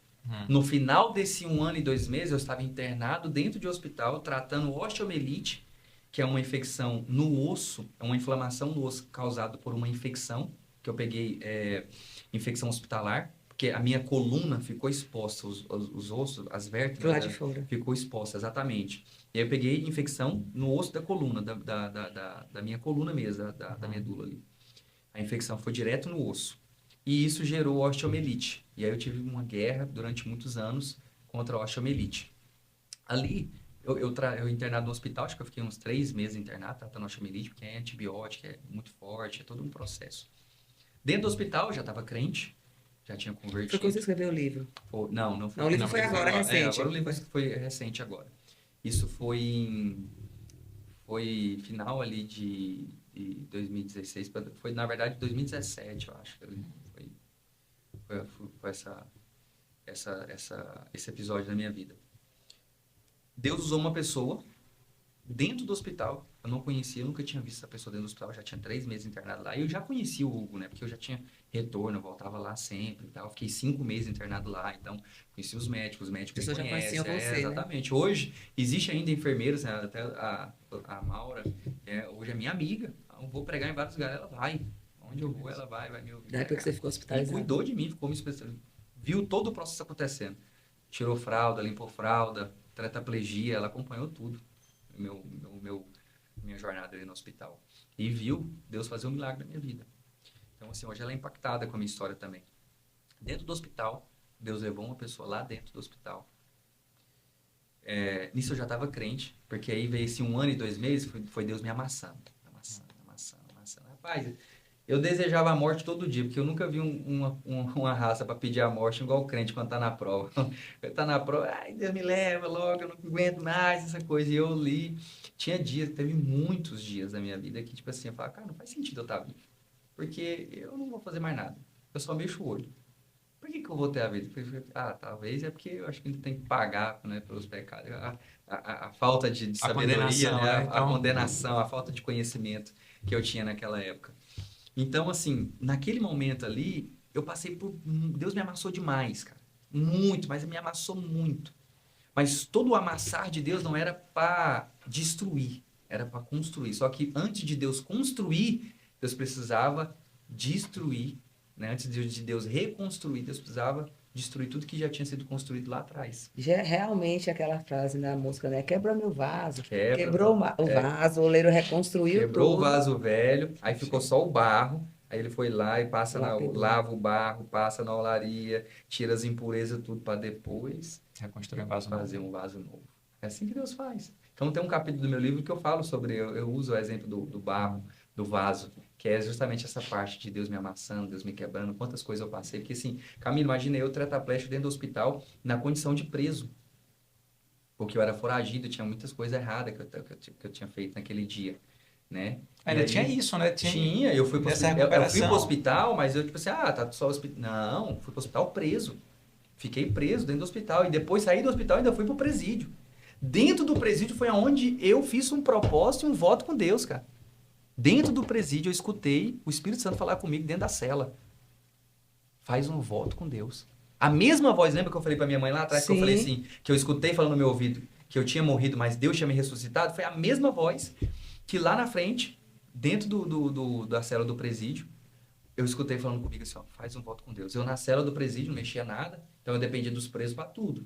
Pra sair, pra Você voltar, tá pra andar. tetraplégico? Tetraplégico, preso. Preso. Tetraplégico preso, eu fiquei tetraplégico preso. O juiz não quis me liberar de jeito nenhum por conta da ficha. Aham. Né? Hoje eu sou uma pessoa transformada, mas o passado é feio. E aí, cara, olha só pra você ver, tanto que é poderoso isso. Deus me amassou muito, muito, muito, a ponto de, dentro do hospital, como eu era na condição de preso, então não podia ter acompanhante, não podia ter visita. Você ficava Você sozinho. ficava Só com a equipe sozinho, médica, dentro né? do quarto, sozinho. E como não era hospital particular, então os médicos também não ficavam lá dentro do meu quarto. Eu ficava isolado. Ficava tem um quarto dentro do hospital, que é um quarto dali da carceragem, que eles falam. Você fica como se estivesse preso, só que dentro do hospital. É um andar mesmo bem específico próprio para isso. Tanto que tem uma outra parte que são o pessoal que veio do presídio para lá. E aí eu fiquei ali dentro daquele lugar, cara.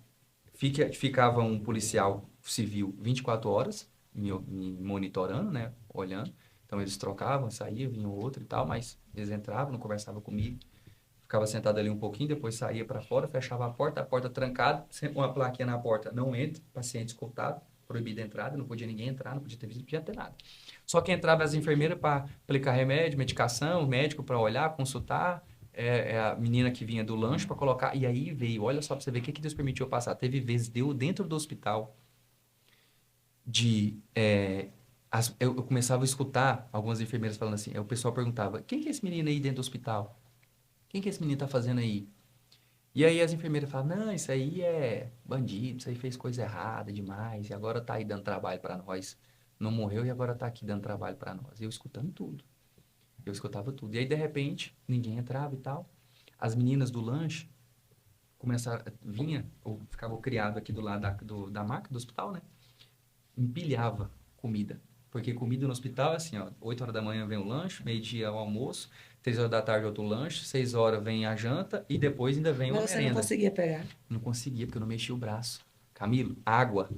Eu via a água assim, ó, o copo assim, ó, Não conseguia beber. eu não conseguia beber água. Eles não davam pra você. Moço, chegava o lanche, o cheiro da comida vinha assim, ó, no meu nariz, às vezes vinha quentinho, que eu faço comida lá mesmo no hospital, vinha o cheiro assim no meu nariz e eu não conseguia comer. E eles não me davam de comer. Teve dias de eu ficar, tipo assim, 1 dia, 2 dias sem comer nada.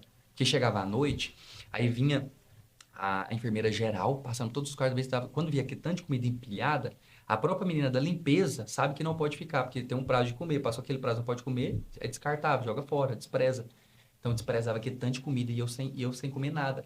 Ah, mas por que você não falava? Porque eu vim de um mundão lá atrás que eu era aquele cara arrogante, prepotente, Você não pedia. não pedia. Eu não pedia. E elas também não E davam. elas também não davam. Então Deus queria me quebrar, me amassar. Quebrar Ali aquele orgulho de aquele pedir orgulho. auxílio, Eu né? era extrema. O orgulho era meu sobrenome. O orgulho era meu sobrenome. Eu era extremamente orgulhoso, prepotente, arrogante, sisudo, mau. Era aquela pessoa assim, é outra pessoa que eu era. Então eu não pedia, não falava nada. Só que tava ali por dentro remoendo. E vendo, cara, aquilo ali, quando tava ninguém dentro do quarto, eu virava a cabeça pra parede assim, começava a chorar. A lágrima começava a descer. E eu olhava e falava assim, cara, estou tão insuficiente que eu não consigo pegar um copo para beber água. O copo tá aqui do meu lado, assim, ó. Eu com sede, com fome, a comida e a água do meu lado, mas eu não conseguia estender a mão para pegar o copo, para pegar a água para beber. Eu dependia dos outros. Hoje eu entendo por que da tetraplegia e por que eu tive que passar todo aquele tempo, mais de um ano, naquela condição. Dependendo da minha mãe, dependendo das pessoas para tudo, até para comer, para tomar banho, fazer necessidade na fralda, tudo. Porque foi a maneira que Deus fez para quebrar o orgulho, para quebrar todo aquele padrão que eu construí lá atrás no mundo, nas drogas, naquela vida. E Deus, ó, quebrando. Era um processo de nascimento, né? Desse novo Caio. Ali, o hospital foi um útero espiritual. E olhando para esse Caio hoje, se você pudesse trazer assim 3 palavras, ou talvez uma, que representa o Caio hoje, o que é que seria? 3 palavras Aham, que representam eu hoje. aham. Cara, primeiro, amor. Primeira palavra que me representa hoje, amor. Porque assim como a Bíblia fala que aonde abundou o pecado, superabundou a graça, Sim. aonde, né, muito tempo da minha vida que eu não me sentia amado, hoje eu me sinto extremamente amado. E eu sou um tipo de pessoa que eu amo amar. Amar aqueles que tá perto, até mesmo aqueles que tá longe. Quem me conhece sabe, assim, quem tem minha amizade sabe o quanto eu sou intenso e eu gosto de amar e cuidar e zelar, sabe? Acho que a primeira frase para mim é amar. Cara, a segunda frase, acho que para mim a segunda frase para mim é metanoia. Metanoia, que é transformação. Porque eu vivi de fato a metanoia. Eu vivi de fato, assim, a transformação, sabe? E a terceira frase, eu acho que não tem nem como não falar, que é a graça. É a graça de Deus. Porque, cara, sabe que eu tenho uma parte do meu testemunho que eu conto, Camilo, que foi, assim, um divisor de água na minha vida. Acho que isso mudou, já numa outra fase da minha vida, que mudou o jogo pra mim, foi no dia que eu entrei na igreja a primeira vez, depois de ter passado por todo esse processo. Eu entrei na igreja, numa cadeira de roda. Primeira vez que eu fui para a igreja, cadeira de roda. Minha mãe que me levou. Entrei na igreja, na cadeira de roda, depois de ter passado por tudo aquilo, depois de eu já estar me tratando, e teve algumas coisas que não dá para contar, porque é muita coisa, né? Mas você vai ter que ir Mas outro dia tem para que ir vir outro contar dia. mais coisas que o pessoal vai querer No saber. hospital, a minha mãe, Dani, colocou eu para fazer uma campanha dos Salmos, que era ler 20 versículos da Bíblia 20 vezes por dia. Eita, Que minha mãe, ela, tipo assim, minha mãe, nos bastidores, ela sabia que era Deus que tava, tipo assim, ó, Deus começou a obra. Deus começou. agora vai curar. Então, minha mãe já tava ali em cima. E a primeira coisa que minha mãe, Deus fez algo muito grande na minha vida. Porque no hospital, eu lembro que não podia entrar ninguém, né? Depois de 3 meses de internação que eu tava lá, eu dei 3 paradas cardiorrespiratórias. O médico falou assim, se ele der mais um, ele morre. Se vocês não liberar ninguém para vir cuidar dele, ele vai morrer aqui dentro do hospital. E a culpa não é minha, a culpa vai ser de vocês. Aí, eles tiveram que liberar. Aí veio o superior lá, né, dos policiais, veio e liberou a minha mãe para vir cuidar de mim. Aí ligaram para minha mãe, aí vem, cara, pra você ver a diferença do mundo e da nossa família. Porque se sentiu amado. A minha mãe largou tudo. A minha mãe, tipo assim, na hora que o policial falou assim, olha, nós estamos liberando para você vir cuidar do seu filho. Minha mãe estava no serviço, minha mãe abandonou o serviço. Ela não voltou nem para fazer... Nem pra dar tchau. Não, ela não voltou nem para passar no RH, minha mãe. Nada, ela só pegou o que era dela, E foi cuidar nunca de mais você. voltou. E foi cuidar de mim. Aí que é sua recuperação. Full time. a Aí, família. quando ela chegou lá, eu tava cheio de escaras nas costas. Ela foi cuidar de mim, da minha escara, porque eu não mexia nada, ficava só assim. Eu sou muito calorento, suava demais. Meu corpo todo já tava cheio de escaras, que é umas feridas que você dá. Sim. Sabe que você tem que ficar virando. E como as mulheres não viravam, né? Então, minha mãe veio, minha mãe já viu eu cheio de escaras, foi cuidar de mim, minha coluna exposta e tal, infecção hospitalar. Tava uma situação assim, terrível. Minha mãe, quando viu, minha mãe ficou... Porque minha mãe é uma mulher muito forte, minha mãe é um Rambo. Minha mãe Aí cuidou de você. Foi, minha mãe cuidou de mim. Minha mãe carregava no colo, cara, pra ir levar no banheiro, tirar do banheiro. Os médicos ficavam doidos de minha mãe, que eu tenho que levar pra fazer isso aqui. Ela grudava eu no colo e levava. E você vê como a palavra, né? Você fala que é o amor, né? Amor, metanoia e a graça. E o amor sendo manifestado, né? O amor ele cura, ele tem um poder de restaurar. Exatamente. E ali, querendo ou não, a restauração Aconteceu, né? sua para com sua mãe, né? Então, mesmo sem entender, mais uma reconciliação, né? Com certeza, No momento de dor, com certeza. de desafio. E toda a minha conexão com a minha mãe, ela foi retomada ali no hospital. Foi no pior momento ali da minha vida, que minha mãe estava ali presente. Eu me lembro como se fosse hoje. Toda vez que eu quase não falo sobre isso, quando eu falo, eu até assim, me emociono, porque acho que depois de 4 meses que eu estava no hospital, e eu só ficava na cama, né, internado e tudo. Aí teve um dia que eu acordei de manhã, e eu lembro que, tipo assim, o sol tava brilhando muito, sabe? E eu só ficava, era tudo fechado, só ficava trancado dentro do quarto, e tava brilhando muito o sol aquele dia.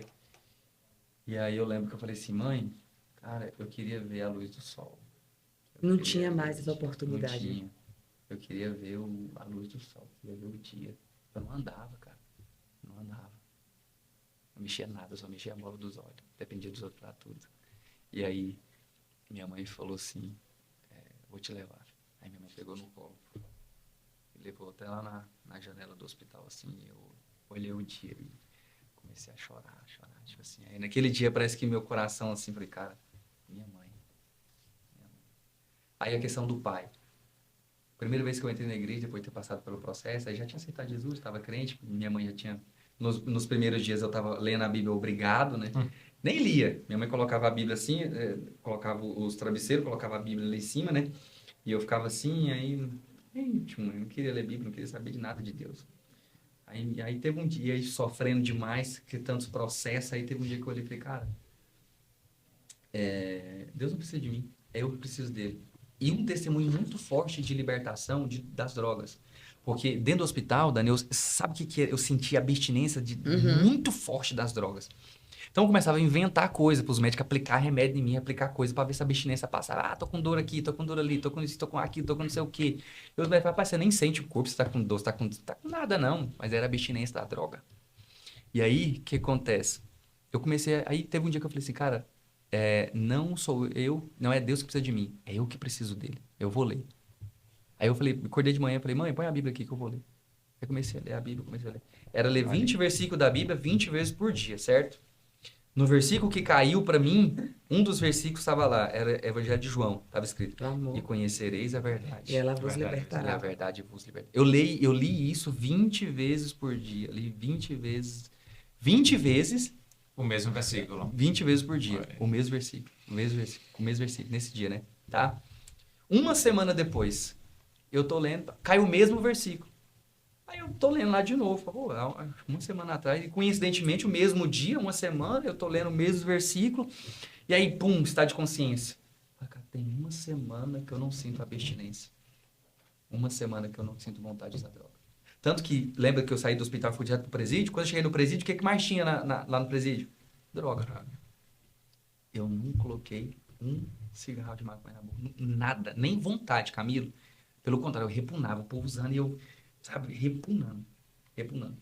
Dentro do presídio, fiz um voto com Deus. Ali, dentro do presídio. Foi algo muito forte. Tipo assim, Deus na minha vida. O juiz falou assim, olha, nós não vamos liberar ele. No dia que o juiz falou pro meu advogado que não ia me liberar e tal, o advogado falou comigo, isso depois do almoço, bem depois do almoço, assim, de tarde. Falou assim, eu conversei com o juiz hoje de manhã e tal, fui lá. Falou assim, não vai liberar, infelizmente. Então vamos preparar para ficar melhor para você aqui. Tô já organizando algumas coisas com a sua mãe e tal. Falei, tudo bem. Aí voltei pra cela, né? Deitei, todo mundo saiu pro banho de sol, eu fiquei lá dentro. E não saí esse dia, porque eu dependia das pessoas também, era muito complicado. E aí, essa voz veio e falou comigo, faz um voto com Deus. Faz um propósito com Ele. Naquele dia, eu sentado na cama, olhei para cima, aquela mesma voz, eu obedeci. Falei assim, Deus, se o Senhor me tirar daqui, e se o Senhor me der a oportunidade, eu voltar a andar de novo e ser quem eu era, fazer o que eu fazia, eu vou dedicar a minha vida para fazer a tua obra. Vou dedicar a minha vida para fazer o que o Senhor quiser que eu faça. Camilo, 1 hora depois, vem um agente penitenciário com um papel na mão, chamando meu nome. Caio César de Jesus Ribeiro. Caio César de Jesus Ribeiro. Aí eu gritei na cela, tá aqui, senhor, tal. Achei que era mais problema, né? Porque liberdade não era. O advogado tinha acabado de falar no mesmo dia que não ia. O agente falou assim, seu Alvará cantou, arruma suas coisas, você vai embora. Glória a Deus. Falei assim, não, vou levar nada, aqui eu não levo nada, só o corpo, mais nada. Saí. Naquele dia, minha mãe, vamos pra casa, vamos fazer. Eu falei, não, o primeiro lugar que eu quero ir é a igreja. Na igreja. O primeiro lugar que eu quero ir pra igreja. Fui pra igreja naquele dia fui pro culto. Quando eu senti, andei dentro da igreja, Camilo, aí foi, tipo assim, um outro virada de chave na minha vida. Eu dentro da igreja, olhando pro altar, o pastor pregando, eu olhei pra cima e falei assim, eu sempre tive um pai. Eu sempre fui amado por esse pai. Porque eu falo com ele, ele me ouve e ele me atende. E aí a vida recomeçou, né? A vida aí começou. Pois é. Que vai ter Então, que ter assim, o capítulo vai 2 ter para que ele ter vir um- contar vai ter que agora ter a fase depois desse dia que você foi na igreja. Porque essa galera quer ouvir, vai mandar os comentários pra gente. Porque aqui, ó, é só a primeira parte. Vai ter a parte 2. A gente vai marcar já com ele. Mas assim, a gente caminhando aqui pro final, Caio, eu quero te agradecer pela disponibilidade Pela coragem, e né? pela coragem e de contar essa história, uma história de fato de superação, uma história eu não sei nem dizer, né? Se fosse ter uma palavra de superação, acho que superação tá pouco, né, Fernando? Para É isso daqui. superação, é transformação, Mas é é uma Deus palavra pelo de meio, é Espírito transformação. Santo, é metanoia, é um monte de coisa. Então a gente falou de Quando Deus identidade é. aqui, a gente falou de mesa, né? A De gente falou milagre. de milagre, falou De de transformação. transformação. Então, assim, esse é o propósito dessa mesa do Café com Fé, entendendo que a fé foi a mola propulsora, né, disso tudo, né? Ela sempre esteve antes, durante e depois, sempre teve alguém ali, né? De fé, Exatamente, de sustentando esse processo. E hoje você tem inspirado muitas pessoas. O próximo capítulo do Café com Fé com Caio, a gente vem trazer muito de como ele vem inspirando as pessoas hoje. Mas o que é que eu quero fechar aqui para você que nos assiste é o seguinte: independente do desafio que você viveu, passou, o que é que acontece? Isso não é um decreto para que você permaneça, né, naquele lugar, naquela circunstância, naquela situação. Ou seja, basta apenas uma decisão. O Caio falou que é uma coisa muito importante. Decisões mudam destinos, né? Então, assim, qual é o seu ponto de inflexão? Ou seja, qual decisão você pode tomar hoje, Qual chega que a independente pessoa quer dar, né? qual Exatamente. chega, né? Independente da circunstância que você está, independente do lugar, e talvez você não nem passou nem por perto dos desafios que Caio acabou de contar aqui, mas isso serve como inspiração. Inspiração de quê? Que independente do desafio, independente da casa, independente se você teve ou não amor, cuidado, carinho, Sim.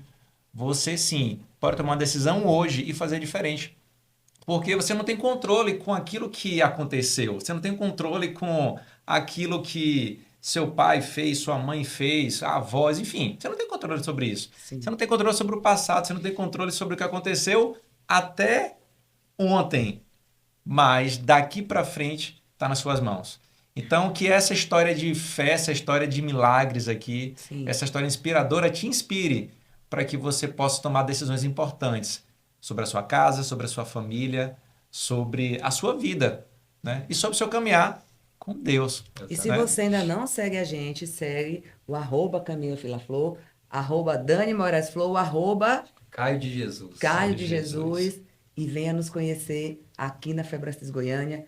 Vamos deixar esse podcast gravado e já em breve, vou dizer a data da parte 2 com o Caio aqui conosco. É isso aí. Então, Café com Fé, tempo de mesa, conversa boa e muitas histórias. Meu Graças querido, a Deus. muito obrigado por você abrilhantar a gente, viu? Deus abençoe. Nosso carinho, nossa Ai, Eu gratidão. que você é muito agradeço. querida, a gente Amém. ama quando você está por aqui, que a gente Graças a aprende Deus. muitas coisas com você. Amém. Até mais, pessoal. Até a próxima. Tchau, tchau.